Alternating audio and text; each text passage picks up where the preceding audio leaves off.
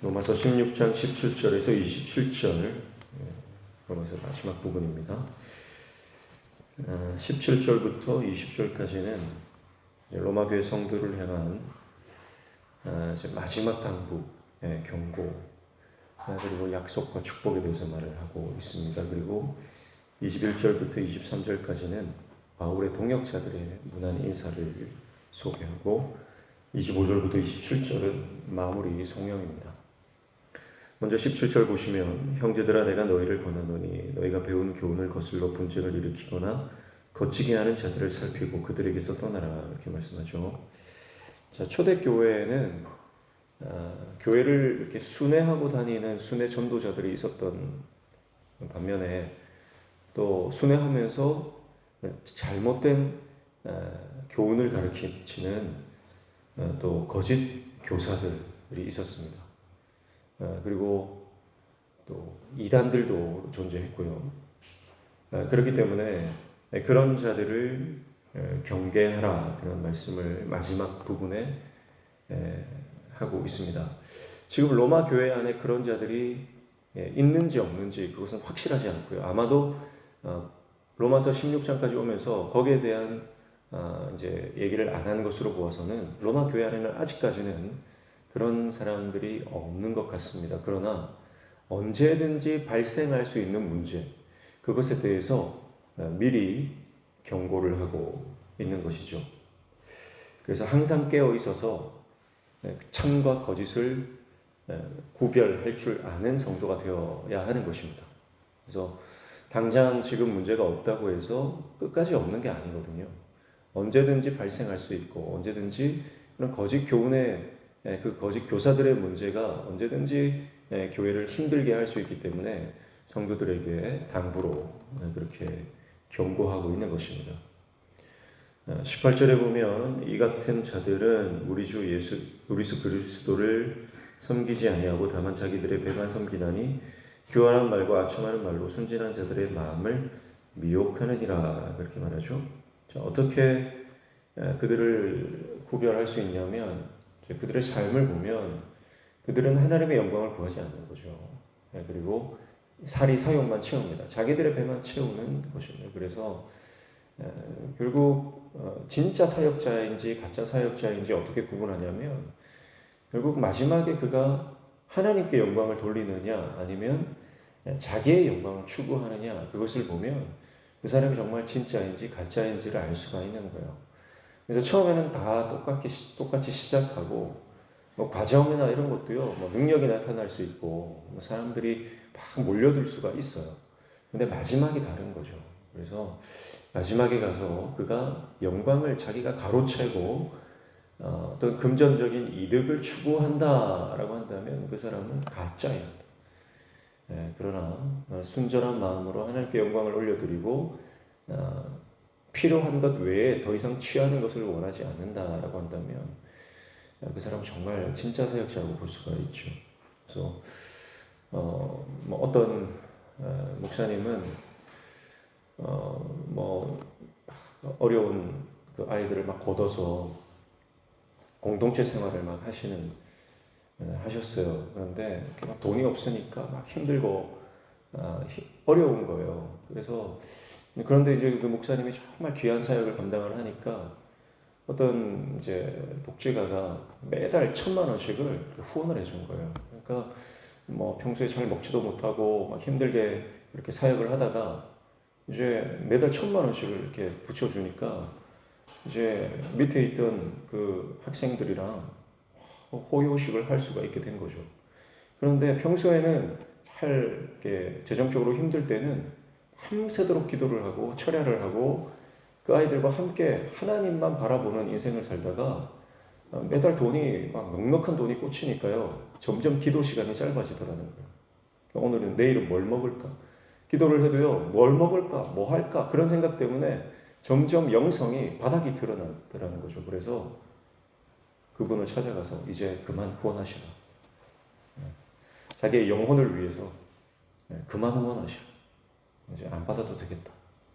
그러고 나니까 다시 기도의 시간이 회복이 되고 영성이 회복이 되고 그런 이제 간증을 들은 적이 있어요. 그러니까 돈을 추구하는 것이 아니고 자신의 어떤 안락함을, 육신의 편함을 추구하는 것이 아니라 하나님의 은혜와 영적인 것을 추구하는 사람이 진짜 사역자죠. 그래서 마지막 때에 잘 분별하라고 말씀을 하고 있습니다. 그리고 19절 보시면 너희의 순종함이 모든 사람에게 들리는지라 그러므로 내가 너희로 말미암아 기뻐하노니 너희가 선한 데 지혜롭고 악한 데 미련하기를 원하노라 그렇게 말씀하죠. 자, 로마 교회 성도들은요, 자, 말씀을 듣고 잘 순종하는 그런 좋은 믿음을 가지고 있습니다. 그래서 로마 교회 성도들의 그런 좋은 점을 칭찬하고 그리고 더욱 그렇게 선한 것을 추구하고 악한 것을 멀리하는 그런 영적인 삶을 살라고 격려합니다. 달리는 말에 채찍질한다고 잘하고 있으니까 됐다 그런 게 아니라 더욱 믿음으로 정진하라고 격려하는 것이죠. 선한 데는 지혜로워라 이렇게 말하고 악한 데는 미련하라 하는데 미련하다라고 하는 것은 원어적으로 보면 섞이다라는 거예요. 그러니까 악한 것과 섞지 마라 그런 뜻이에요. 로마서 12장에 나오는 이 세대를 본받지 말고 거룩하고 구별된 삶을 살아라 라고 하는 것과 같은 의미죠. 그러니까 하나님께서 기뻐하시는 삶을 사는 것은요, 세상의 가치, 세상의 방식, 세상의 사람들이 살아가는 그 모습과 타협하지 않는 것입니다. 섞이지 말라. 악한 것은 용납하지 말라. 그래서 20절에 평강의 하나님께서 속히 사탄을 너희 발 아래 상하게 하시리라. 우리 주 예수의 은혜가 너희에게 있을지어다. 이렇게 말씀합니다. 그래서 악한 것과 타협하지 말고 늘 선한 것을 추구하고 하나님의 은혜를 바라보며 사는 것입니다. 그렇게 할 수 있는 이유가 뭡니까? 하나님께서 이미 사탄의 권세를 박살내셨다. 사탄의 그 머리를 이미 밟으셨어요. 예수 그리스도께서 무덤에서 부활하실 때에 그 죽음의 권세가 이미 깨어졌습니다. 그래서 이미 승리하신 그 싸움 가운데서 우리가 싸우는 거죠. 그래서 그것을 믿음으로 바라보면서 우리가 이 땅에 악한 이 세대를 본받지 말고 하나님의 그 능력으로 이 땅을 승리하며 살아갈 수 있는 것이죠. 그리고 마지막 21절부터 23절까지는 바울 동역자들의 문안 인사를 합니다. 21절에는 나의 동역자 디모데와 나의 친척 누기오와 야손과 소시바더가 너에게 문안하느니라. 앞서서 로마 교회 성도들에게 인사해야 될 사람들을 소개했다면 이제 이 뒷부분에는 로마 교회 성도들에게 안부를 전하는 사람들을 소개하는 거죠. 또 22절에 이 편지를 기록하는 나 더디오도 주 안에서 너에게 문안하노라.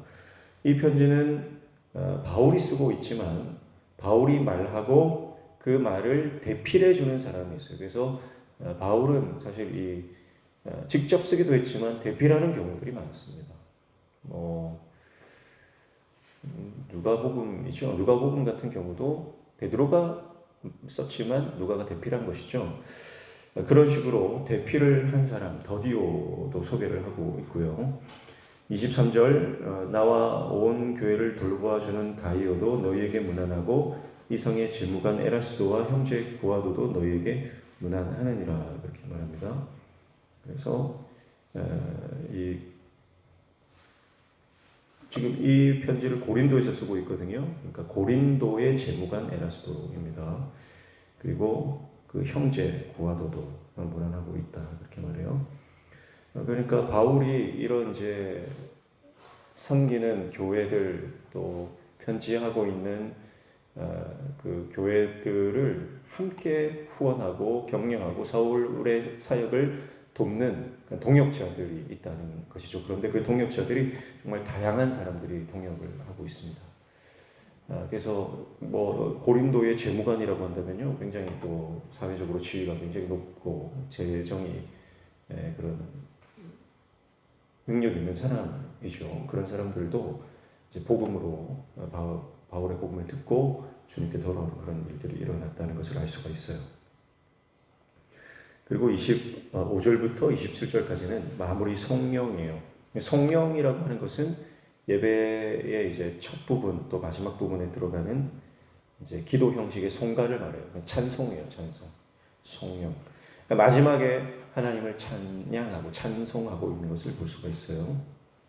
그래서 25절 보시면 나의 복음과 예수 그리스도를 전파함은 영세전부터 감추어졌다가 26절 이제는 나타내신 바 되었으며 영원하신 하나님의 명을 따라 선지자들의 글로 말미암아 모든 민족이 믿어 순종하게 하시려고 알게 하신 바 그 신비의 계시를 따라 된 것이니 이 복음으로 너희를 능히 견고하게 하실 27절 지혜로우신 하나님께 예수 그리스도로 말미암아 영광이 세세무궁하도록 있을지어다. 아멘. 그렇게 말씀하죠. 자, 25절부터 27절을 보면 굉장히 복음의 핵심이 요약되고 있고요. 그 복음의 핵심을 요약하면서 그 복음을 실현시키시고 진행시키시고 역사하시는 하나님을 찬양하는 겁니다. 영세전부터 계시고 영원까지 존재하시는 하나님을 찬양하고 있죠. 그리고 이 감추어진 복음을 드러내셔서 복음을 믿게 하시는 구원의 역사를 또 찬양을 합니다. 또 믿는 자로 하여금 그 믿음을 견고하게 하시는 그 하나님의 역사에 대해서도 찬양을 하고요. 하나님께 모든 영광을 올려드리고 있습니다. 그러니까 이 성령 안에는요, 이 찬송 안에는 사도 바울의 그 신앙의 핵심, 그 가치를 발견할 수 있어요. 그래서 사도 바울은 복음에 대한 확실한 이해가 있었던 사람이고, 그리고 누구보다 복음에 대한 확신이 있었던 사람이고, 하나님에 대한 믿음으로 가득 찼던 사람임을 이 짧은 성경을 통해서 다시 한번 확인할 수 있는 것입니다. 편지의 마무리 부분에 모든 이 끝에, 편지 끝에 하나님을 향한 이 찬양, 이 확신에 찬 이 복음에 대한 그 확신, 믿음, 이것을 선포하면서 하나님을 찬양하고 영광 돌린다는 것을 우리가 볼 수가 있는 것이죠. 저와 여러분의 인생도요, 이렇게 모든 마지막 부분에 우리 삶의 모든 시즌이 있고 또 챕터가 있고 그런 모든 각 장들의 마지막 부분에 하나님을 향한 이 믿음과 찬양으로 채워지는 인생이 되기를 축복합니다. 우리 인생의 모든 마지막 순간에 하나님을 향한 찬양과 또 그분께만 영광 돌리는 것으로 우리의 삶이 마무리되기를 축복합니다. 그래서 앞서도 말했지만 마지막에 하나님께 영광을 올려드려야 하는 거예요. 마지막에 내가 욕심에 눈이 멀어가지고 그 영광을 내가 차지하고 내 배를 부르게 한다면 우리 인생의 마지막이 굉장히 비참해지는 거죠. 마지막이 좋아야 됩니다. 그래서 사도 바울이 만약에 마지막에 자기 자랑을 늘어놨다 그러면 이 로마서가 성경에 들어올 수가 있었겠습니까? 마지막에 하나님을 찬양하고 모든 것을 하나님께 올려드리는, 영광을 올려드리는 그 사도 바울의 이 활용 점정, 마지막에 클라이막스를 딱 점을 찍는 이 사도 바울의 편지를 볼 수가 있는 것이고, 우리는 매일매일의 삶 가운데 그 하루의 마지막에 하나님을 예배하고 하나님을 찬송하고 하나님께 영광을 올려드릴 수 있습니다. 또 오늘처럼 오늘은 6월의 마지막 날이잖아요. 매달의 마지막 날, 마지막 하루를 또 하나님께 영광을 올려드리고 지나온 모든 한 달의 삶을 또 정리하면서 하나님의 은혜를 또 기억할 수 있겠습니다. 매해 한 해의 마지막 날에도 그럴 것이고요. 궁극적으로 내 인생의 마지막 순간, 내 호흡이 끊어지는 그 순간에도 하나님을 향한 확신으로 그분을 찬양하고 하나님께 영광을 올려드릴 수 있다면 여러분, 우리 인생은 정말 아름다운 인생으로 그 여정을 마무리하게 될 것입니다.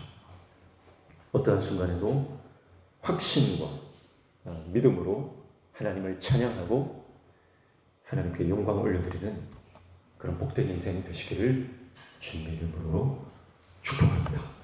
기도하겠습니다.